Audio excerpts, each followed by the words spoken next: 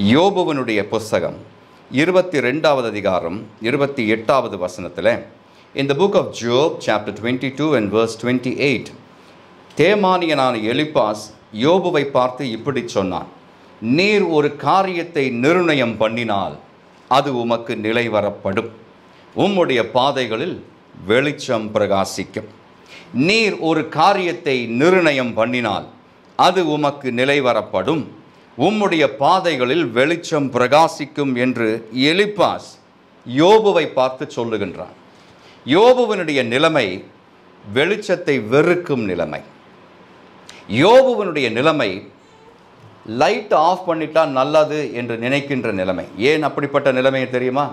அவன் ஒரு ஓட்டை எடுத்துக்கொண்டு தன்னுடைய சரீரத்தில் இருக்கும் புழுக்களை எடுத்து வெளியே போட்டு புண்களினாலே வரும் எரிச்சலும் நமச்சலும் அடங்க வேண்டும் என்பதற்காக தன்னுடைய சரீரத்தை புண்களில்லாத இடங்களிலே சொரிந்து கொண்டிருக்கும் நிலைமை.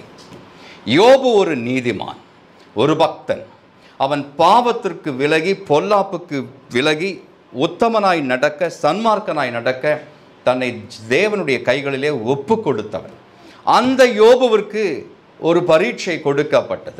அந்த யோபுவுக்கு ஒரு சோதனை வந்தது. சோதனை வந்த பொழுது முதலிலே அவனுடைய பிள்ளைகள் அவனிடத்திலிருந்து பறிக்கப்பட்டார்கள். அவனுடைய ஆஸ்தி அவனிடத்திலிருந்து பறிக்கப்பட்டது. அவனுடைய வீட்டை அவன் இழந்தான். அவனுடைய சொந்த மனைவி கூட, இன்னுமா நீ உன் உத்தமத்திலே இந்த தேவனை தொழுது கொண்டிருக்கிறாய்? நீ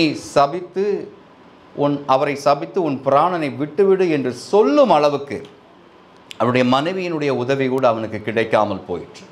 ஒரு காலத்தில் ஐஸ்வர்ய சம்பன்னனாய் வாழ்ந்த யோபு இப்பொழுது ஒரு ஓட்டை எடுத்து சருமத்தை சொரிந்து கொண்டு தான் பிறந்த நாளையும் தன்னுடைய தாயினுடைய கற்பத்திலே அவன் பிண்டமாக உற்பவித்த நாளையும் சபித்து கொண்டிருக்கும் நிலைமையிலே தேமானியனாகிய எலிப்பாஸ் என்னும் ஒரு நண்பன் அவனை பார்த்து இப்படி சொல்லுகின்றான், நீர் ஒரு காரியத்தை நிர்ணயம் பண்ணினால் அது உமக்கு நிலைவரப்படும், உம்முடைய பாதையிலே வெளிச்சம் பிரகாசிக்கும் என்று அவன் சொல்லுகின்றான்.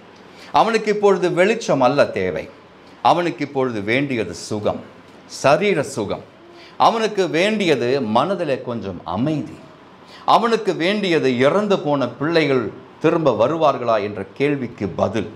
அவனுக்கு இப்பொழுது வேண்டியது தான் சௌதரித்து வைத்திருந்த சொத்து, அந்தஸ்து, சம்பாத்தியம் எல்லாம் எப்பொழுது அவனுக்கு திரும்பி கொடுக்கப்படும் என்ற கேள்விக்கு பதில். இந்த கேள்விகளுக்கெல்லாம் பதில் சொல்ல எலிப்பாசுக்கு தெரியாது. ஆனாலும் அவனை உற்சாகப்படுத்த வேண்டும் என்பதற்காக, அவனுடைய வாழ்க்கையிலே அவனுடைய துயரத்திலே அவன் அமிழ்ந்து போய்விடக்கூடாது என்பதற்காக அவனை பார்த்து இப்படி சொல்லுகின்றான், நீர் ஒரு காரியத்தை நிர்ணயம் பண்ணினால் அது உமக்கு நிலை வரப்படும். காரியத்தை நிர்ணயம் பண்ணுகிறது உங்களுடைய என்னுடைய வேலை. அதை நிலைவரப்படுத்துவது கர்த்தராகிய தேவனுடைய வேலை. ஆமென் சொல்லுவீங்களா? அல்லேலூயா. உங்களுடைய வாழ்க்கையில் உங்களுடைய வாழ்க்கையினுடைய ஒவ்வொரு பாகமும் எப்படி இருக்க வேண்டும் என்று நிர்ணயம் பண்ண வேண்டியது உங்களுடைய வேலை. அதை நிலைவரப்படுத்துவது மனிதர்களுடைய வேலை அல்ல, அது கர்த்தருடைய வேலை. ஆமென். ஆனால் எலிப்பாஸ் சொல்லுகின்றான், உம்முடைய பாதையில் வெளிச்சம் பிரகாசிக்கும். ஆமென். அல்லேலூயா. இருளில் இருக்கும் ஜனங்கள் பெரிய வெளிச்சத்தை கண்டார்கள் என்று தேவனுடைய வசனம் சொல்லுகின்றது. அது ரட்சிப்பின் வெளிச்சம்.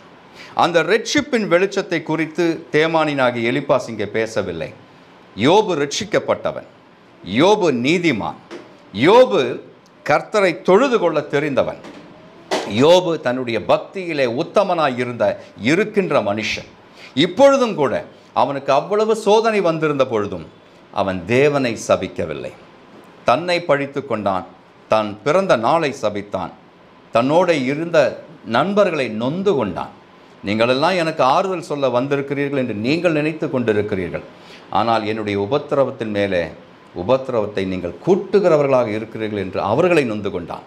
ஆனால் கர்த்தரை ஒரு நாளும் அவன் பழி சொல்லவில்லை. ஆமென். நம்முடைய வாழ்க்கையில் சோதனைகள் பெருகி வரும் பொழுது நம்மை நாம நொந்து கொள்ளலாம், நம்மோடு கூட இருக்கிறவர்களையும் நாம் நொந்து கொள்ளலாம். ஆனால் நம்மை படைத்த தேவனை பழி சொல்வதற்கு நமக்கு அனுமதி கிடையாது. ஆமென் சொல்லுவீங்களா? அப்படிப்பட்டவர்களுக்கு தான் இந்த வசனம் வருகிறது. நீர் ஒரு காரியத்தை நிர்ணயம் பண்ணினால் அது உமக்கு நிலை வரப்படும், உம்முடைய பாதைகளில் வெளிச்சம் பிரகாசிக்கும். இந்த வசனத்திற்கும் நாம் வாசிக்க கேட்ட எஸ்ராவினுடைய புஸ்தகத்தில் உள்ள 5வது அதிகாரத்திற்கும் என்ன தொடர்பு என்று நீங்கள் ஒருவேளை உங்களில் சிலர் நினைத்து கொண்டிருக்கலாம். என்ன தொடர்பு என்று சொல்லுகின்றேன். யூதர்கள் எல்லாம் ஒரு காரியத்தை நிர்ணயம் பண்ணினார்கள். எஸ்ராவின் தலைமையில் ஆலயத்தினுடைய கட்டுமான வேலைகளை எல்லாம் பார்க்க வேண்டும் என்பதற்காக அவர்கள் திரண்டு எருசலேமுக்கு வந்திருக்கிறார்கள். அவர்களுக்கு ஒரு காலத்தில் சாலமோன் என்னும் ஒரு ராஜா கட்டின ஒரு மகா தேவ ஆலயம் எருசலேமில் இருந்தது. ஆனால் பல வருஷங்களுக்கு பிறகு பாபிலோனிய ராஜாவாகிய நேபுகாத் நேச்சார் என்னும் ஒருவன் வந்து எருசலேமில் வந்து எருசலேமை கொள்ளையிட்டு தேவனுடைய ஆலயத்தில் இருக்கும் பொன்னையும் வெள்ளியையும் எடுத்துக்கொண்டு போக வேண்டும் என்பதற்காக பல முயற்சிகளை ஏறெடுத்தான். தோற்று போன பொழுது ஆலயத்தையே தீக்கு இரையாக்கினான். தீயில் அகப்பட்ட தேவாலயம் உருகி வெந்து கொண்டு இருக்கும் பொழுது அந்த பொன் தகடுகள் எல்லாம் உருகி எருசலேம் வீதிகளிலே ஒரு நதியைப் போல ஒழுகி கொண்டிருந்தது என்று வேதம் சொல்லுகின்றது. அதை குவளங்களிலே பிடித்து கொண்டு பாபிலோன் ராஜ்யத்திற்கு எடுத்துக்கொண்டு போவதற்காக நேபுகாத் நேச்சாருடைய படைகள் முயன்று கொண்டிருந்தன என்றும் சரித்திரம் நமக்கு சொல்லுகின்றது. அப்படி தீக்கிரையாக்கப்பட்ட, அழிக்கப்பட்ட, நாசமாக்கப்பட்ட தேவனுடைய ஆலயத்தை கட்டுவதற்காக இப்பொழுது யூதர்கள் திரும்ப வந்திருக்கிறார்கள். அடிமைத்தன வீடாகிய பாபிலோனிலிருந்து எருசலேமுக்கு அவர்கள் வந்திருக்கிறார்கள். ஒரு தலைவனுடைய அதிகாரத்தின் கீழ் அவர்கள் எல்லாம் உடன்பட்டு வந்திருக்கிறார்கள். அந்த தலைவனுடைய பெயர் தான் எஸ்ரா. எஸ்ரா ஒரு வேத பாரகன். அவன் ஒரு உத்தம வேத பாரகன் என்று வேதம் சொல்லுகின்றது. வேத பாரகன் என்றால் அந்த காலத்தில் வேதத்தை நன்கு கற்று தெரிந்தவன், ஒரு ஆசாரியனவன். அவனுடைய தலைமையில் அழிக்கப்பட்ட தேவனுடைய ஆலயத்தை திரும்ப எழுப்பி கட்ட வேண்டும் என்பதற்காக யூதர்கள் கூடி வந்திருக்கிறார்கள். அப்படி அவர்கள் வந்த நேரத்தில் அவர்கள் நிர்ணயம் பண்ணின காரியம்தான் திரும்ப தேவனுடைய ஆலயத்தை கட்டி எழுப்ப வேண்டும். ஆமென். இன்று 2வது அல்லேலூயா வருஷத்தில் பிரவேசித்திருக்கிற இந்த சபைக்கு, இந்த சபையில் இருக்கும் ஜனங்களுக்கு ஆண்டவர் கொடுக்கின்ற வசனம், உங்களுடைய வாழ்க்கையை சூறையாட சத்துரு எத்தனை முயற்சிகளை எடுத்தாலும் அந்த வாழ்க்கையை கட்டி எழுப்ப வேண்டும் என்று நீங்கள் நிர்ணயம் பண்ணினால் கர்த்தர் அதை நிலை வர பண்ணுவார். ஆமென். உங்கள் பாதையில் வெளிச்சம் பிரகாசிக்கும். ஆமென். இது கர்த்தருடைய வசனம், கர்த்தருடைய வாய் இதை சொல்லுகிறது. ஆமென். எஸ்ராவின் புஸ்தகம் 5வது அதிகாரம் 13வது வசனத்தில், கோரேசின் 1ஆம் வருஷத்தில் கோரேஸ் ராஜா தேவனுடைய ஆலயத்தை கட்டும்படி கட்டளையிட்டார் என்று வசனம் சொல்லுகின்றது. தன்னுடைய தேசாதிபதியான செஸ்பாத்சார் தேவனுடைய ஆலயத்தின் அஸ்திபாரத்தை போட்டான் என்றும் அங்கே வாசிக்கின்றோம். தேவனுடைய ஆலயத்தின் கட்டுமான பணிகள் 22 வருஷங்கள் நடைபெற்று கொண்டிருந்தன. 22 years this building was being built. நாமெல்லாம் இந்த ஒரு சபையை, ஒரு கட்டடத்தை கட்ட வேண்டும் என்று நினைத்தால் மேக்சிமம் 1 வருஷம் 2 வருஷத்தில் முடித்து விடுவோம். ஆனால் யூதர்கள் கட்டி கொண்டிருந்த இந்த பெரிய தேவாலயத்தை 22 வருஷங்களாக அவர்கள் கட்டி எழுப்பி கொண்டிருந்தார்கள். வேலை இன்னும் முற்று பெறவில்லை. இதற்கிடையே வேலைக்கு அனுமதி சீட்டை கொடுத்த ஒரு ராஜன் இருந்தான். அவனுடைய பெயர் கோரேஸ் ராஜா. அவனும் மரித்து போனான். கோரேஸ் மரித்து போகிறான். அவனுக்கு பதில் அந்த இடத்திலே, அந்த அரியணையிலே, சிங்காசனத்திலே வேறு ஒரு ராஜா எழும்புகின்றான். கோரேசின் மூலமாக யூதர்களுக்கு கிடைத்த சகல சன்மார்க்க சம்பாத்தியங்களும் எல்லா சலுகைகளும் இப்பொழுது நிறுத்தப்பட்டு விட்டன. புதிய ராஜாவுக்கு சென்ற ராஜா, காலஞ்சென்ற ராஜா இவர்களுக்கு என்ன சலுகைகளை கொடுத்திருக்கிறான் என்று கூட தெரியாது. அவன் இவர்களை அறியாதவனைப் போல இருக்கிறான். அப்படி 22 வருஷங்களாக ஆலயத்தினுடைய கட்டுமான வேலைகள் நடந்து கொண்டிருக்கும் பொழுது இந்த கட்டுமானத்தை எதிர்க்கும்படி, தேவனுடைய வேலையை தடுத்து நிறுத்தும்படி சத்துரு செயல்பட ஆரம்பிக்கின்றான். அல்லேலூயா. எப்படி செயல்பட ஆரம்பிக்கின்றான் தெரியுமா? இந்த ஆலயத்தை கட்டி கொண்டிருக்கிற யூதர்களுக்கு பக்கத்திலே வசிக்கிறவர்கள் மூலமாக எதிர்ப்பு எழும்பி வருகிறது. The neighbors of Jews plotted against the Israelites. யூதர்களுக்கு விரோதமாக அவர்களுக்கு சுற்றிலும் இருந்த, அருகாமையில் இருந்தவர்கள் எல்லாம் எதிர்த்து வருகிறார்கள் என்று வேதம் சொல்லுகிறது.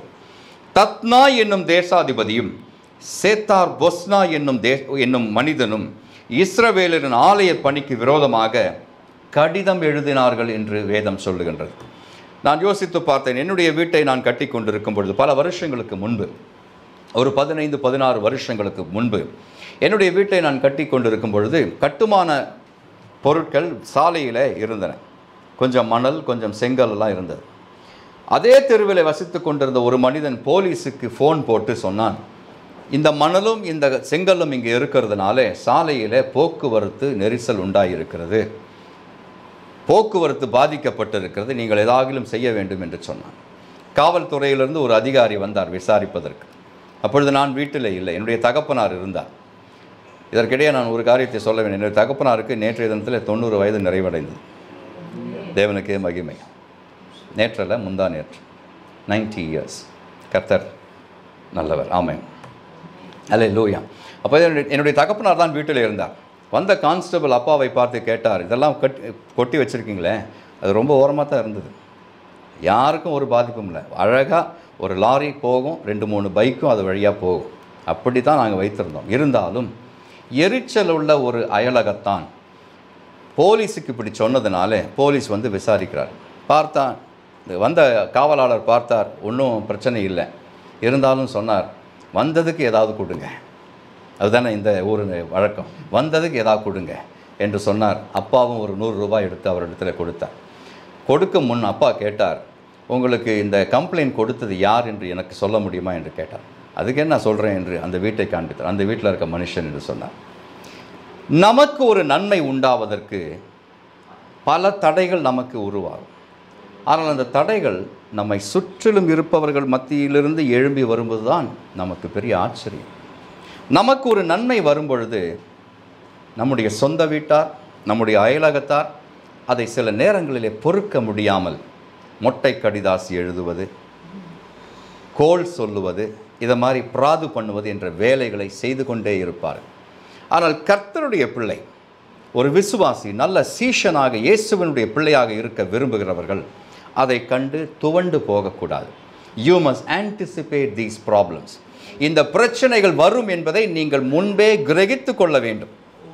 அது கிரகிக்காமல் இருப்பதனால்தான் பிரச்சனைகள் வரும்போது ஐயோ வந்துவிட்டதே என்று நாம் திகைக்கிறோம்.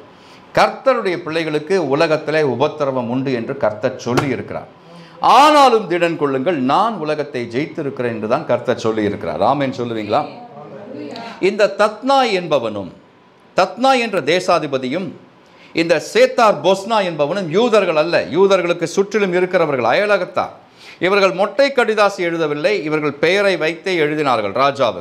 ராஜாவுக்கு இது தெரிந்திருக்க கடவுது என்று சொல்லி அவர்கள் எழுதுகிறார்கள்.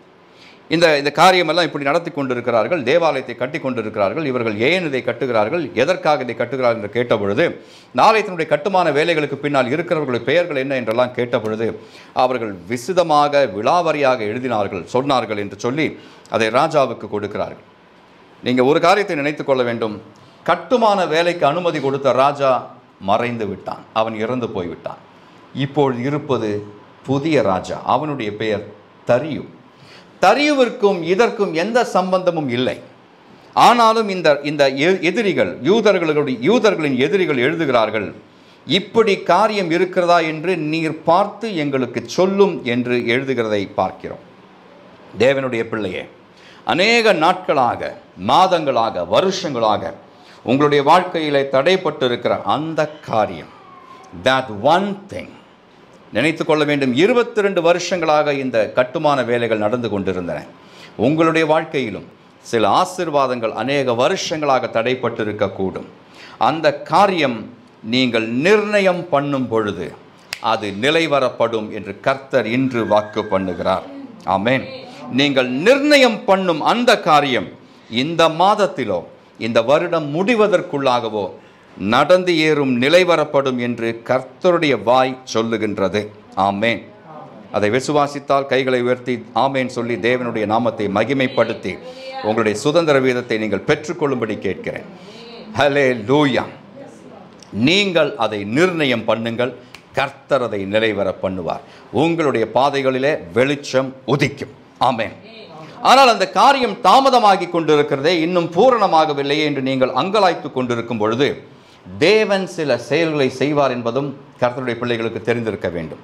தேவன் செய்யும் செயல்கள் நீங்கள் நிர்ணயம் பண்ணி தேவன் அதை நிலைவரப்படுத்துவதற்கு முன்பதாக கர்த்தர் உங்களுடைய வாழ்க்கையிலே சில காரியங்களை செய்வார்.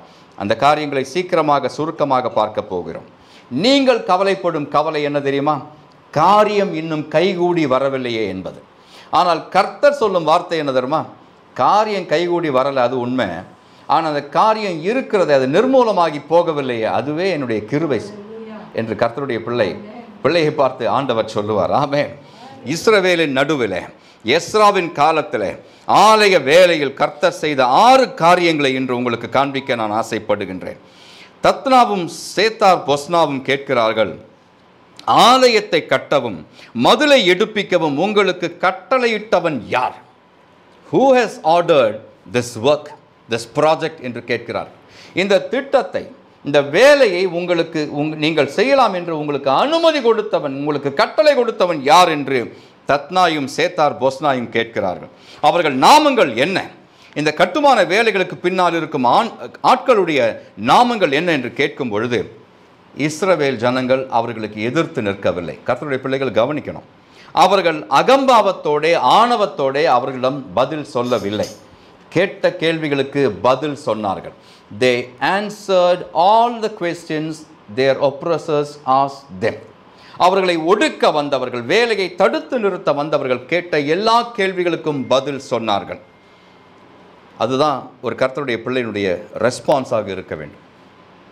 அவனுக்கு பதிலுக்கு பதில் நாமும் அகங்காரமாக ஆக்ரோஷமாக பேசிவிடக்கூடாது. அதில் கவனமாக இருக்க வேண்டும்.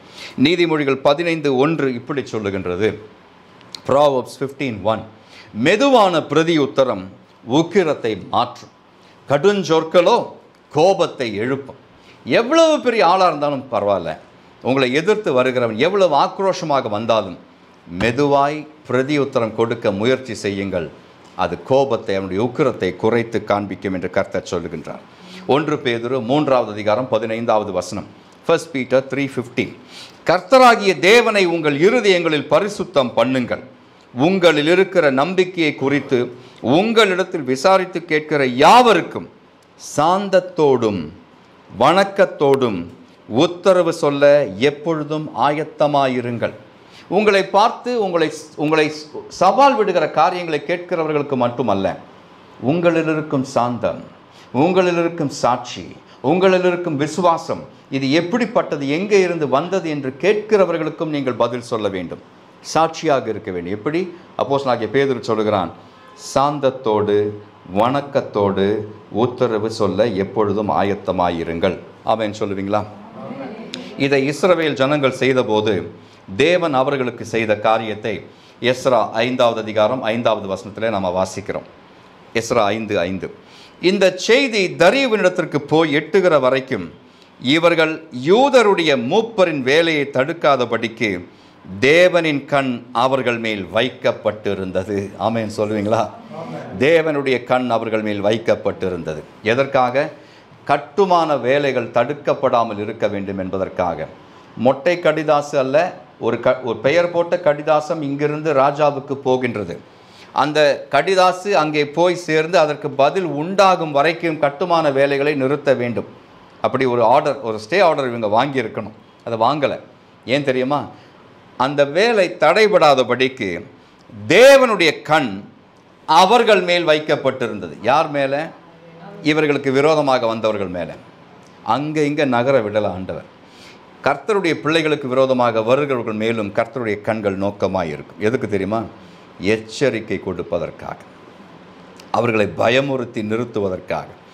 இவர்களுக்கு இந்த வரைக்கும் தான் நீ செய்ய முடியும், இதற்கு மிஞ்சி நீ போக முடியாது என்று சொல்வதற்காக தேவனின் கண் அவர்கள் மேல் வைக்கப்பட்டிருந்தது என்று பார்க்கிறோம். ஆமென். The eyes of their God was upon the elders of the Jews that they could not cause them to cease till the matter came to Darius. தரியு ராஜாவுக்கு இந்த செய்தி வந்து எட்டும் வரைக்கும், அவனிடத்திலிருந்து அனுகூலமான ஒரு உத்தரவு வரும் வரைக்கும் காரியம் தடைபடாமல் இருக்க, வேலை தடைபடாமல் இருக்க கர்த்தருடைய கண்கள் அவர்கள் மேலே நோக்கமாயிருந்தது. ஆமென். 2 நாளாகமம் 16 9 2 Chronicles chapter 16 and verse 9. தம்மை பற்றி உத்தம இருதயத்தோடு இருக்கிறவர்களுக்கு தம்முடைய வல்லமையை விளங்க பண்ணும்படி கர்த்தருடைய கண்கள் பூமி எங்கும் உலாவிக் கொண்டிருக்கிறது என்று தேவனுடைய வசனம் சொல்லுகின்றது. நாம் ஒரு ஜெபம் செய்ய வேண்டும். ஆண்டவரே, நான் என்னுடைய வேலையாக போகும் பொழுதும் உம்முடைய வேலையாக போகும் பொழுதும் ஆசீர்வாதத்தை தடுத்து நிறுத்துவதற்காக எனக்கு விரோதமாக சத்துருக்கள் வரும் பொழுது அந்த வேலை தடுக்கப்படாமல் இருக்க என் மேலே அவர்கள் மேலே உம்முடைய கண்கள் நோக்கமாய் இருக்கட்டும். ஆண்டவரே, கைகளை உயர்த்தி ஜெபம் பண்ணுவோம். அல்லேலூயா. என்னுடைய ஆசீர்வாதத்திற்கு தடை ஒன்றும் வராதபடிக்கு உம்முடைய கண்கள் என் மேலும் என்னுடைய சத்துருக்கள் மேலும் நோக்கமாய் இருக்கட்டும். ஆண்டவரே, ஆமென். அல்லேலூயா. அல்லேலூயா சொல்லுவீங்களா? கர்த்தருடைய நாமம் மகிமைப்படுவதாக. நீங்கள் காரியத்தை நிர்ணயம் பண்ணுங்கள், கர்த்தர் அதை நிலைவரப்படுத்துவார். தரியு ராஜா பாபிலோனில் உள்ள கஜானாவில் உள்ள தஸ்திர அறையை சோதித்தான். இந்த கடிதம் தரியு ராஜாவுக்கு வருகின்றது. அவன் காரியத்தை பார்க்கிறான். மந்திரிமார்களையும் ஆலோசகர்களையும் கலந்து ஆலோசிக்கிறான். இப்படி ஒரு ஆணை பிறந்திருக்கிறதா என்று கேட்கிறான். அவர்கள் விசாரிக்கிறார்கள். இப்படி எங்கே போய் விசாரிக்க முடியும்? ராஜாவினுடைய ஆணைகள் எல்லாம் பிறப்பிக்கப்பட்டு அதனுடைய ஒரு நகல் தஸ்திர சாலையில் இருக்கும். அப்படின்னா ஆர்கைவ் ரூம். தஸ்திர அறைனா ஆர்கைவல் ரூம். அங்கே தான் மியூசியமில் இருக்கும் ஆர்டிஃபேக்ட்ஸ் வச்சுருப்பாங்கள்ல, அது மாதிரி ஒரு இடம் அங்கே பாதுகாக்கப்பட்டிருக்கும் தஸ்திர அறை. அந்த தஸ்திர அறையில் முன் இருந்த ராஜாவினுடைய கட்டளைகள் எல்லாம் இருக்கும். அதனுடைய நகல் ஒன்று இருக்கும். அதை தேடி பார்க்கிறார்கள். அந்த இடத்துல ஹல்லேலூயா தேவனுடைய வசனம் சொல்லுகின்றது. எஸ்ரா 6:2, மேதிய சீமையில் இருக்கிற அக்மேதா பட்டணத்தின் அரண்மனையிலே ஒரு சுருள் அகப்பட்டது. இவர்கள் தேடினது தஸ்திர அறையில், ஆனால் சுருள் அகப்பட்டது ஒரு அரண்மனையில், தூர இருக்கும் ஒரு அரண்மனையில். மேதிய சீமையில் இருக்கிற அக்மேதா பட்டணத்தின் அரண்மனையில் ஒரு சுருள் அகப்பட்டது. அது உங்களுக்கு விளங்கும்படி சொல்லுகிறேன். கோரேஸ் ஒரு பெர்சிய ராஜா. ஆணையை பிறப்பித்தது அவனுடைய தேசத்தில் இந்த ஆணையினுடைய நகல் இருந்திருக்க வேண்டும். ஆனால் அந்த தஸ்திர அறையை எங்கும் தேடி பார்க்கிறார்கள், அங்கே அகப்படவில்லை. இந்த சுருள், இந்த ஆணையினுடைய நகல் மேதிய தேசத்தில் அக்மேதா பட்டணத்தின் அரண்மனையில் ஒரு நகல் இருக்கும்படி கர்த்தர் பார்த்து கொண்டார். ஆமென். அல்லேலூயா. நீங்கள் தேடிக்கொண்டிருக்கும் அந்த ஒரு காரியம் நீங்கள் தேடும் இடத்துல இருக்காமல் கூட போகலாம். ஆனால் கர்த்தருக்கு தெரியும் எந்த இடத்திலிருந்து உங்களுக்கு வேண்டியவைகளை கொண்டு வர வேண்டும் என்று என் தேவன் நன்கு அறிந்திருக்கிறார். தம்முடைய வேலை தடைபடாமல் இருக்க, தம்முடைய பிள்ளைகளுடைய ஆசீர்வாதங்கள் தடைபடாமல் இருக்க, எதை எங்கிருந்து கொண்டு வர வேண்டும் என்று என் இயேசுவுக்கு தெரியும். ஆமேன் சொல்லுங்க. நம்பினால் ஆமேன் சொல்லுங்க. கர்த்தர் நல்லவர். அல்லேலூயா. அவர்கள் தேடினது தஸ்திர அறையில் அல்ல, சுருள் கிடைத்தது அக்மேதா அரண்மனையில். அல்லேலூயா. நீதிமொழிகள் 13:12, நெடுங்காலமாய் காத்திருக்குதல் இருதயத்தை இளைக்க பண்ணும், ஆனால் விரும்பினது வரும்பொழுதோ ஜீவ விருட்சம் போல இருக்கும் என்று கர்த்தருடைய வசனம் சொல்லுகின்றது. நெடுநாட்களாய் அந்த ஆசீர்வாதத்திற்காக காத்து இருக்கிறீர்கள். அது இன்னும் வந்து சேரும் மட்டாக இல்லை. அதை தாமதமாகி கொண்டிருக்கிறது அல்லது தடைபட்டு இருக்கிறது. ஆனால் கர்த்தருடைய பிள்ளையே, நீங்கள் நிர்ணயம் பண்ணுங்கள், கர்த்தர் அதை நிலைவர பண்ணுவார் என்று கர்த்தர் இந்த நாளிலே வாக்கு கொடுக்கிறார். ஆமென் சொல்லுவீங்களா? அல்லேலூயா. நீங்கள் விரும்பினது வரும்பொழுதோ ஜீவ விருட்சம் போல இருக்கும். கர்த்தர் செய்த மூன்றாவது செயல், எவர்களிடம் உங்களை குறித்து செய்தி போகிறதோ அவர்களுக்கு தங்களுக்கு முன் இருந்தவர்கள் கண்களில் உங்களுக்கு தயவு கிடைத்தது தெரிய வரும்படி கர்த்தர் பார்த்து கொள்வார். யூதர்கள் நினைத்திருக்கலாம், ஆணை பிறப்பித்தது கோரேஸ் ராஜா, அவன் மரித்து போய்விட்டான். அவன் ஆணையை பிறப்பித்த நகல் கூட தஸ்திரஸ் அறையில் கிடைக்கவில்லை. தரியு ராஜா வேறே தேசத்து ராஜா. தரியு ராஜா மேதிய ராஜா. பெர்சியர்களுக்கும் மேதியர்களுக்கும் எந்த ஒரு சம்பந்தமும் கிடையாது. இப்பொழுது இருக்கும் ராஜாவுக்கு முன் இருந்த ராஜாவினுடைய கற்பனையை அப்படியே அங்கீகரிக்க வேண்டும் என்ற எந்த நிர்பந்தமும் இல்லை. புரியுதா உங்களுக்கு? எடப்பாடி எடுத்த தீர்மானங்களை இப்பொழுது இருக்கும் முதலமைச்சர் அங்கீகரிக்க வேண்டும் என்ற எந்த நிர்பந்தமும் இல்லை.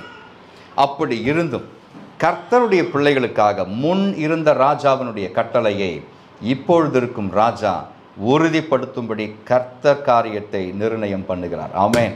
அல்லேலூயா. அல்லேலூயா சொல்லுவீங்களா? ஹல்லேலூயா. எஸ்ராவின் புஸ்தகம் 6வது அதிகாரம் 3, 4 வசனங்கள், 5 வசனங்கள். ராஜாவாகிய கோரேசின் 1ஆம் வருஷத்தில் கோரேஸ் ராஜா எருசலேமிலிருந்த தேவாலயத்தை குறித்து பிறப்பித்த உத்தரவு என்னதென்றால், தேவாலயமானது பலி செலுத்தப்பட்டு வந்த ஸ்தானத்தில் கட்டப்பட கடவது. அதன் அஸ்திபாரங்கள் பலமாய் இருப்பதாக. அது 60 முழ உயரமும் 60 முழ அகலமுமாய் இருக்க வேண்டும். அது 3 வரிசை பெருங்கற்களாலும் ஒரு மச்சு வரிசை புது உத்தரங்களாலும் கட்டப்பட கடவது. அதற்கு செல்லும் செலவு ராஜாவின் அரண்மனையிலிருந்து கொடுக்கப்படுவதாக. அன்றியும் நேபுகாத் நேச்சார் எருசலேமிலிருந்து ஆலயத்திலிருந்து எடுத்த பாபிலோனுக்கு கொண்டு வந்த தேவனுடைய ஆலயத்துக்கு அடுத்த பொன், வெள்ளி, பனிமூட்டுகள் எருசலேமில் உள்ள தேவாலயமாகிய தங்கள் ஸ்தானத்திற்கு போய் சேரும்படி திரும்ப கொடுக்கப்பட கடவது. அவைகளை தேவனுடைய ஆலயத்துக்கு கொண்டு போக கடவர்கள் என்று எழுதியிருந்தது என்று பார்க்கிறோம். தரியு ராஜாவுக்கு அந்த நகல் கிடைத்தவுடனே அதை வாசிக்க சொல்லுகிறான். அதை வாசித்து விட்டு அதை மந்திரிமார்கள் ராஜாவுக்கு சொல்லுகிறார்கள். ஆமா ராஜா, இப்படி ஒரு உத்தரவு பிறந்திருக்கிறது, யூதர்களுக்கு அனுகூலமாக ஒரு உத்தரவு பிறந்திருக்கிறது. அந்த உத்தரவில் ராஜா எந்த அளவுக்கு கவனத்தை செலுத்தி எழுதியிருக்கிறான்னு பாருங்க. அந்த மதிர்ச்சுவர் எப்படி கட்டப்பட வேண்டும், அவர்களுக்கு என்ன கொடுக்கப்பட வேண்டும், எப்படி கொடுக்கப்பட வேண்டும், எப்பொழுது கொடுக்கப்பட வேண்டும் என்பதையெல்லாம் அழகாக விசிதமாக விலாவரியாக அவன் எழுதி வைக்கிறதை பார்க்கிறோம். அல்லேலூயா. இந்த ராஜா மரித்து போய்விட்டான். அவன் எழுதினது இப்பொழுது செல்லுமோ செல்லாதோ என்ற அச்சமும் ஐயமும் ஜனங்களுக்குள்ளே இருக்கிறது. ஆனால் புதிய ராஜா வருகிறான். அவனுடைய மனதிலே கர்த்தர் ஒரு கிரியை செய்கிறார். ஆமென். முன்னிருந்த ராஜா செய்ததை நீயும் அப்படியே ஆமோதி என்று அவனுக்கு சொல்லுகிறார். அல்லேலூயா. அதுதான் கர்த்தர் தம்முடைய பிள்ளைகளுக்கு செய்யும் காரியம். உங்களுக்கு சென்ற ரெஜீமில் ஒரு காரியம் நடந்திருக்கும், இந்த ரெஜீமில் அது நடக்கவே வாய்ப்பில்லை என்ற நிலைமை சூழல் உருவாகக்கூடும். ஆனால் கர்த்தர் நீங்கள் நிர்ணயம் பண்ணினதை நிலைவர பண்ணும்படி உங்கள் பாதையிலே வெளிச்சத்தை வீச பண்ணும் பொழுது எந்த இடத்துல எந்த மாறுதல்களை ஏற்படுத்த வேண்டுமோ அவைகளை செய்வார். ஆமென். உங்கள் ஃபைல் எந்த ஆஃபீஸில் எந்த ஆஃபீஸர் முன்னாடி அது தடைப்பட்டு இருந்தாலும் ஆஃபீஸர் மனதில் ஏவுதலை போடுவார், அல்லது ஆஃபீஸரையே மாற்றி போட்டு வேறு ஆஃபீஸரை கொண்டு வந்து அமர்த்துவார். இது கர்த்தருடைய செயல். ஆமென். அல்லேலூயா. அதை ஏன் கர்த்தர் செய்கிறார்? தம்முடைய பிள்ளைகளுக்காக செய்கிறார். தம்முடைய பிள்ளைகளுடைய ஆசீர்வாதங்கள் தடைபட்டு போகக்கூடாது என்பதற்காக செய்கிறார். தம்முடைய வேலை ஒரு நாளும் ஸ்தம்பித்து விடக்கூடாது என்பதற்காக அதை செய்கிறார். ஆமென். எஸ்ரா 5:13 வாசிங்க. எஸ்ரா 5:13. ஆனாலும் பாபிலோன் ராஜாவாகிய கோரேசின் 1ஆம் வருஷத்தில் கோரேஸ் ராஜாவானவர் தேவனுடைய இந்த ஆலயத்தை கட்டும்படி கட்டளையிட்டார் என்று பார்க்கிறோம்.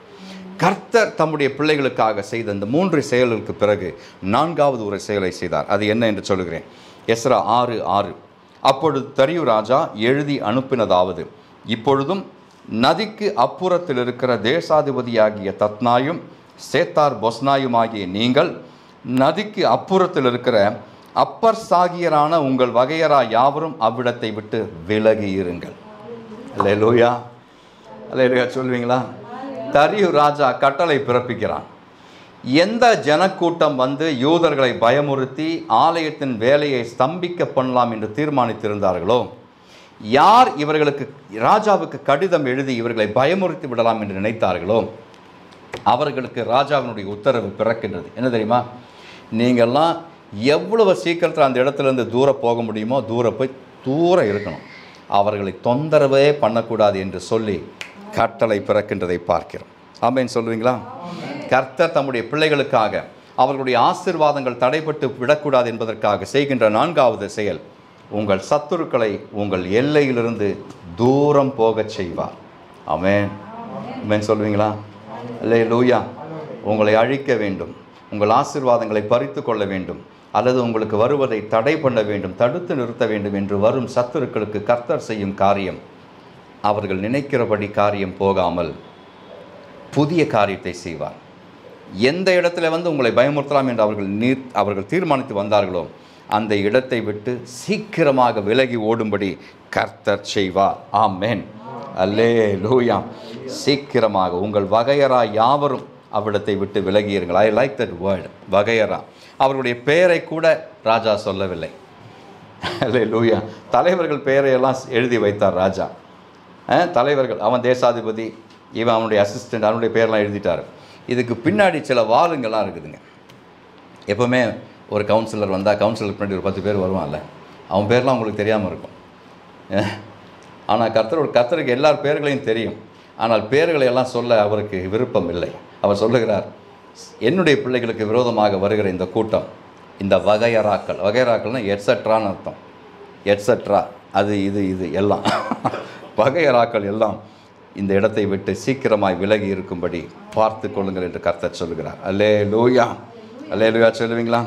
கோரேசின் கட்டளையை பின்பற்ற தரியுவின் மேல் எந்த நிர்பந்தமும் இல்லை என்று சொன்னேன்.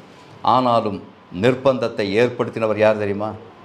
கர்த்தராகிய தேவன். ஆமென். ராஜாக்களை தள்ளி ராஜாக்களை ஏற்படுத்துகிறவர், ராஜாவின் இருதயத்தை நீர்க்கால்களைப் போல திருப்புகிற தேவன் உங்கள் காரியம் வாய்க்க பண்ணும்படி உங்களுக்காக யாவற்றையும் செய்து முடிப்பார். ஆமென். வேதம் சொல்லுகிறது, அவர் சொல்ல ஆகும், அவர் கட்டளையிட நிற்கும். மத்தேயு 19:26, தேவனாலே எல்லாம் கூடும், தேவனாலே எல்லாம் கூடும், தேவனாலே எல்லாம் கூடும். தேவனாலே ஒரு சில காரியங்கள் கூடும் என்று சொல்லக்கூடாது. என் தேவனாலே எல்லாம் கூடும். என்னாலே கொஞ்சம் கூடும், என் தேவனாலே எல்லாம் கூடும். ஆமென். என்னால் முடியாததை தேவன் பார்த்து கொள்வார். என்னால் செய்ய முடியாததை தேவன் எனக்கு பலன் தந்து அவர் முடிக்க பண்ணுவார். ஆமென் சொல்லுவீங்களா? விசுவாசத்தோடு செயல்பட ஆபிரகாமுடைய வாழ்க்கையிலிருந்து நாம் கற்றுக்கொள்ள வேண்டிய சில பாடங்கள் உண்டு என்று அப்போஸ்தலனாகிய பவுல் சொல்லுகிறான். அப்போஸ்தலனாகிய பவுல் ரோமருக்கு எழுதின நிருபம் 4வது அதிகாரம் அதனுடைய 19 முதல் 21 வரை உள்ள வசனங்களை நான் வாசிக்கின்றேன். ரோமர் 4:19 முதல் 21 வரை உள்ள வசனங்கள். அங்கே ஆபிரகாம் என்னும் வரும் ஒரு மனுஷனை குறித்து அங்கே அவன் சொல்லுகிறான். 19, அவன் விசுவாசத்திலே, அவன் என்ற இடத்திலே ஆபிரகாம் என்று நினைத்துக் கொள்ளுங்கள். ஆபிரகாம் விசுவாசத்திலே பலவீனமாய் இருக்கவில்லை. அவன் ஏறக்குறைய 100 வயது உள்ளவனாய் இருக்கும்போது தன் சரீரம் செத்து போனதையும் சாராளுடைய கற்பம் செத்து போனதையும் எண்ணாதிருந்தான். அந்த எண்ணாதிருந்தான் அண்டர்லைன் பண்ணிக்கோங்க. தேவன் வாக்குத்தத்தம் பண்ணினதை நிறைவேற்ற வல்லவராய் இருக்கிறார் என்று முழு நிச்சயமாய் நம்பி, அதை அண்டர்லைன் பண்ணிக்கோங்க, முழு நிச்சயமாய் நம்பி தேவனை மகிமைப்படுத்தி விசுவாசத்தில் வல்லவனானான். ஆகையால் அது அவனுக்கு நீதியாக எண்ணப்பட்டது. ஆமென் சொல்லுவீங்களா? அல்லேலூயா, அல்லேலூயா. ஆபிரகாம் வாக்குத்தத்தங்களை சுதந்தரிப்பதற்காக 4 காரியங்களை செய்தான் என்று அப்போஸ்தலனாகிய பவுல் சொல்லுகிறான். அந்த 4 காரியங்கள் என்ன? அவன் தன்னுடைய சரீர பலவீனத்தை எண்ணாதிருந்தான். சென்ற வாரத்தில் எண்ணுங்கள் என்று சொன்னேன். தேவ வசனம் எண்ணுங்கள் என்று சொல்லும் பொழுது எண்ண வேண்டும், எண்ணாதிருங்கள் என்று சொல்லும் பொழுது எண்ணாமல் இருக்க வேண்டும். அல்லேலூயா. He did not consider his weakness and his wife's barrenness. 2வது, சந்தேகப்படாமல் இருந்தான். தேவனுடைய வார்த்தைகளை அவன் விசுவாசித்தான், சந்தேகப்படாமல் இருந்தான். He did not stagger. He considered not, stagger not. 3வது, தேவனை மகிமைப்படுத்தினான். காரியம் இன்னும் நடக்கலை, அற்புதம் இன்னும் நடக்கலை, ஆசீர்வாதம் இன்னும் வந்து சேரலை. ஆனால் அதற்கு முன்பதாகவே அவன் விசுவாசித்து தேவனை மகிமைப்படுத்தினான். He gave glory to God. 4வதாக அவன் செய்தது, அவன் முழு நிச்சயமாய் நம்பினான். He was fully persuaded in his heart that God will do this thing for him. ஆமென் சொல்லுவீங்களா? என்னுடைய காரியத்தை கர்த்தர் தம்முடைய காரியமாக ஏற்று இதை நடத்தி முடிப்பார் என்று ஆபிரகாம் முழு நிச்சயமாய் நம்பினான். கர்த்தருடைய பிள்ளையே, இந்த 4 காரியங்களை நீங்களும் செய்ய முடிந்தால் உங்களுடைய வாழ்க்கையில் நீங்கள் நிர்ணயம் பண்ணின காரியத்தை கர்த்தர் நிலை வர பண்ணுவார். ஆமென், அல்லேலூயா. உங்கள் பலவீனத்தை எண்ணாமல் இருங்கள், கர்த்தருடைய வார்த்தையை சந்தேகப்படாமல் இருங்கள். அற்புதம் நடப்பதற்கு முன்பதாகவே தேவனை மகிமைப்படுத்துங்கள். எந்த சூழ்நிலையிலும் உங்களுக்கு எதிராக பாதகமாக காரியங்கள் நடந்து கொண்டிருந்தாலும் ஆண்டவர் உங்களுக்கு இதை செய்வார் என்று முழு நிச்சயமாய் நம்புங்கள். அப்பொழுது அற்புதம் நடக்கும். ஆமென், அல்லேலூயா. 5வது காரியம், கர்த்தர் தம்முடைய பிள்ளைகளுக்காக செய்த 5வது காரியம், தாமதம் இல்லாமல் காரியம் நடக்க எதிர்த்து வந்தவர்களையே பயன்படுத்துவார். இதுதான் கர்த்தருடைய செயல். அல்லேலூயா. நமக்கு ஒரு பஞ்சாயத்து வருதுன்னு வச்சுப்போமே, ரெண்டு ஆளுங்க வராங்க, 2மே சண்டை போட்டு கொண்டு வராங்க. ஒருவன்கிட்ட நியாயம் இருக்குது, இன்னொருத்தங்கிட்ட நியாயம் இல்லைன்னு தெரிந்தால் நியாயம் இல்லாதவனை நம்ம என்ன பண்ணுவோம்? கண்டிப்போம். அவனை சொல்லுவோம், தூர இரு, இவனுக்கு நன்மை செய், இல்லைனா ஓடி போயிருன்னு சொல்லுவோம். ஆனால் கர்த்தர் என்ன செய்கிறார் பாருங்கள், யார் இவர்களுக்கு விரோதமாக வந்தார்களோ, யார் இவர்களை எதிர்த்து வந்தார்களோ, யார் குற்றமும் குறையும் கண்டுபிடிக்க வேண்டும் என்று வந்தார்களோ அவர்களை வைத்தே இவர்களுக்கு சம்பளம் கொடுக்க வைக்கிறார். அல்லேலூயா. அதுதான் கர்த்தருடைய வேலை. எஸ்ரா 6:8. எஸ்ரா 6:8 வாசிங்க. கர்த்தர் செய்த காரியம் மகிமையான காரியம். அல்லேலூயா. அவர்களுக்கு தாமதம் இல்லாமல் செல்லும் செலவு கொடுக்க வேண்டும் என்று ராஜா உத்தரவிட்டார். என்னது செல்லும் செலவு அப்படின்னா என்ன? ட்ராவல் அலவன்ஸ் கொடுக்கணுமா? எதற்கு? இவர்கள் அடைந்த நிந்தனைக்கு, இவர்கள் அடைந்த அலைச்சல்களுக்கு பதிலாக செல்லும் செலவு கொடுக்க வேண்டும் என்று யாருக்கு ராஜா கட்டளை கொடுக்கிறான்? தேசாதிபதிக்கு, பொஸ்னாவிற்கு ஆண்டவர் கட்டளை கொடுக்கிறார். என்னுடைய பிள்ளைகளுக்கு விரோதமாக நீங்கள் அனுப்பின இந்த கடிதம், இந்த பிராது எனக்கு வந்து சேர்ந்தது. ராஜா அவர்களை பார்த்து முதலில் சொல்கிறான், நீங்கள் அவர்களை விட்டு தூர விலகியிருங்கள். ரெண்டாவது, அப்படியே நைஸாக போயிடலான்னு பார்க்காதீங்க, காம்பன்சேஷன் கொடுக்கணும். இந்த வேலையை தடை பண்ண விரும்பின நீங்கள் இவர்களுக்கு நஷ்ட ஈடு கொடுக்க வேண்டும் என்று ராஜா கட்டளை கொடுக்கிறான். ஆமேன்னு சொல்லுவீங்களா? அல்லேலூயா, அல்லேலூயா. சத்துரு சாதாரணமாக நம்மிடமிருந்து பறித்துத்தான் நாம் பார்த்துருக்கிறோம். ஆனால் பறிக்கும் சத்துருவினிடத்திலிருந்து நமக்கு கொடுக்க வைப்பவர் என்னுடைய தேவன். கைகளை உயர்த்தி தேவனை மகிமைப்படுத்தணும். ஆமேன், அல்லேலூயா. சத்துருவுக்கு பட்சிக்க மட்டும்தான் தெரியும், பறிக்க மட்டும்தான் தெரியும். ஆனால் என் ஆண்டவருக்கு சகலமும் தெரியும். பறித்தவனை வைத்தே கொடுக்க வைப்பார். விஷத்தை பாய்ச்சினவனை வைத்தே விஷத்தை திரும்ப எடுக்க வைப்பார். கடிதம் எழுதினவனை வைத்தே உங்களுக்கு செல்லும் செலவு கொடுக்க வைப்பார். ஆமேன் சொல்லுவீங்களா? கர்த்தர் செய்யும் 6வது செயல், எவர்கள் உங்களை மிரட்டினார்களோ அவர்கள் உங்களை கண்டு பயப்படும்படி செய்வார். ஆமேன், அல்லேலூயா. கடைசியாக சொன்ன 3 காரியம், அவர் உங்கள் சத்துருக்களை உங்கள் எல்லைகளிலிருந்து தூர விலகி இருக்கும்படி செய்வார். உங்களுக்கு நஷ்ட ஈடு கொடுக்கும்படி செய்வார்.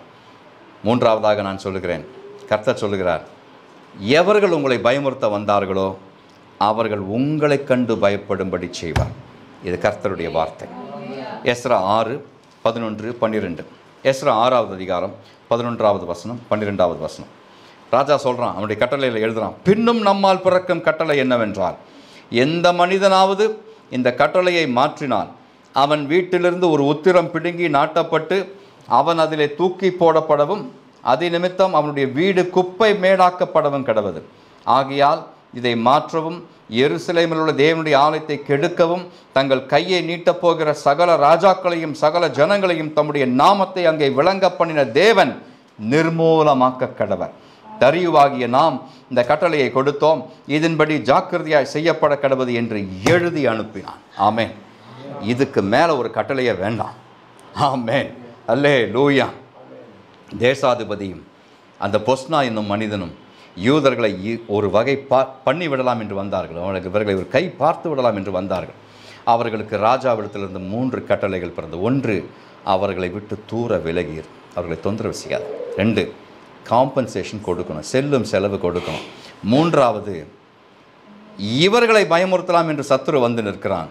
ஆனால் கர்த்தருடைய பிள்ளைகள் பயந்து போனார்கள், தேவனிடத்தில் அபயமிட்டார்கள். கர்த்தர் காரியத்தை மாறுதலாய் முடிய பண்ணினார். யார் பயமுறுத்தலாம் என்று வந்தார்களோ அவர்கள் இப்பொழுது பயப்படும்படி ராஜாவிடத்திலிருந்து ஒரு கட்டளை பிறக்கிறது. என்ன? இந்த கட்டளையை நான் எழுதி அனுப்பும் இந்த கட்டளையை யாராவது மீறவோ மாற்றி அமைக்கவோ நினைத்தால் அவனுடைய வீட்டிலிருந்து ஒரு உத்திரம் பிடுங்கப்பட்டு, அப்படின்னா அந்த காலத்தில் அந்த ஓட்டு வீட்டிலிருந்து ஒரு உத்திரம், ஒரு கொம்பு பிடுங்கப்பட்டு அதை கழுக்கோலாக மாற்றி அதிலே அவனை கொலைக்கு நியமிக்க வேண்டும், தூக்கி போட வேண்டும் என்று கட்டளையை பிறப்பிக்கின்ற ராஜா. அல்லேலூயா, அல்லேலூயா, ஆமென். இவர்களை அழித்து விடலாம், இவர்களை வேலையை நிறுத்தி விடலாம், இவர்கள் ஆசீர்வாதத்தை தடை பண்ணி விடலாம் என்று சத்துரு கங்கணம் கட்டி கொண்டு வரும் பொழுது சத்துருவையே பயப்படச் செய்யும் கர்த்தர். அல்லேலூயா, அல்லேலூயா. கர்த்தருடைய பிள்ளைகளுக்கு விரோதமாக எந்த காரியம் வந்தாலும், எந்த மனிதர்கள் எழும்பினாலும், எந்த கட்டளைகள் பிறந்தாலும் கர்த்தர் சொல்லும் காரியம்தான் கடைசி வரைக்கும் நிற்கும். ஆமென். எஸ்ரா 6:13. ஹல்லேலூயா. தத்னாவும் சேத்தார் பொஸ்னாவும் தரியு ராஜா கட்டளையிட்ட பிரகாரம் ஜாக்கிரதையாய் செய்தார்கள். they had no other choice. யாரு? இவர்களை எதிர்த்து இவர்களை அழித்து விடலாம், இவர்கள் ஆசீர்வாதத்தை தடை பண்ணிவிடலாம், கட்டட வேலையை இதோடு நிறுத்தி விடலாம் என்று வந்தவர்கள் ராஜாவினுடைய கட்டளையை, வார்த்தையை ஜாக்கிரதையாய் செய்தார்கள் என்று வேதம் சொல்லுகின்றது. ஆமென், அல்லேலூயா. இந்த 6 காரியங்களும் உங்களுடைய வாழ்க்கையில் நடக்க நீங்கள் முதலாவது செய்ய வேண்டிய காரியம், யோபுவின் புஸ்தகத்தில் நாம் வாசிக்க கேட்ட வசனம், நீங்கள் ஒரு காரியத்தை நிர்ணயம் பண்ணும் பொழுது கர்த்தர் அதை நிலை வர பண்ணுவார். ஆமென். ஒரு காரியத்தை நிர்ணயம் பண்ணினால் அது உமக்கு நிலை வரப்படும், உம்முடைய பாதைகளில் வெளிச்சம் பிரகாசிக்கும் என்று கர்த்தர் சொல்லுகின்றார். ஆண்டவரே, எனக்கு இந்த ஆசீர்வாதங்கள் வந்து சேருவதற்கு, என்னுடைய வாழ்க்கையில் இருக்கும் தடைகள் நீங்குவதற்கு, என்னை எதிர்க்கும் ஜனங்களுக்கு முன்பதாக அவர்கள் பயப்படும்படி நான் நிற்பதற்கு நான் என்ன செய்ய வேண்டும் ஆண்டவரே என்று கேட்டால் கர்த்தர் 3 காரியங்களை காண்பிப்பார். ஒன்று, டூ ஜஸ்டிஸ், நியாயமாய் நடந்து கொள்ளுங்கள். நம்மை பார்த்து சொல்கிறார், உனக்கு நான் நியாயம் செய்வேன், ஆனால் அதற்கு முன்பதாக நீ நியாயமாய் இருக்கணும். நீ அநியாயக்காரனாக இருந்தால் நான் உனக்கு நியாயம் செய்ய முடியாது. நீ நியாயமாய் இருக்க வேண்டும். Two justice. ஏசாயா எழுதின தீர்க்க தரிசன புஸ்தகம் 10வது அதிகாரம் 1-2 வசனங்கள். ஏசாயா 10:1-2. யாராவது எடுத்திருந்தால் வாசிங்க. நான் வாசிக்கிறேன்.